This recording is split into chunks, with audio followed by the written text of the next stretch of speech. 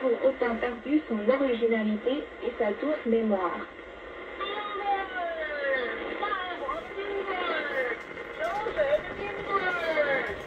Ces cris que l'on est censé pousser pour vendre des surprises de glace rappellent la mémoire enfantine de beaucoup de Chinois.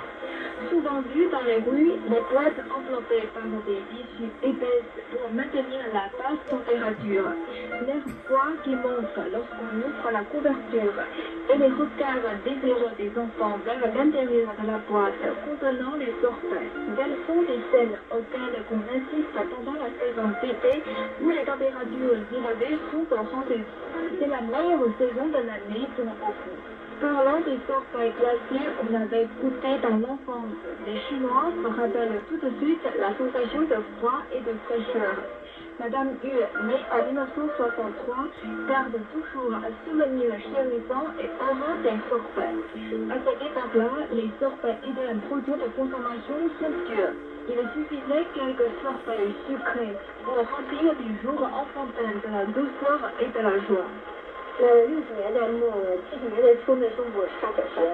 Vers la fin des années 60 et le début des années 70, j'étais à l'école primaire, on ne vendait pas les sucettes de glace sur un stand. C'était souvent les mamies qui poussaient un petit chariot chargé de boîtes de glace.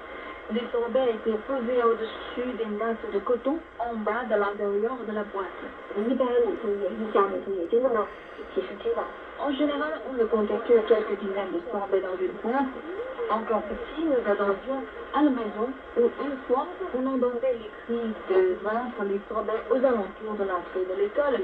On courait vite pour les acheter. Un sorbet coûtait 10 centimes. À l'époque, ce prix n'était pas dérisoire. Le sorbet était fabriqué à base de l'eau sucrée. Quand le sorbet se fondait, tout le sucre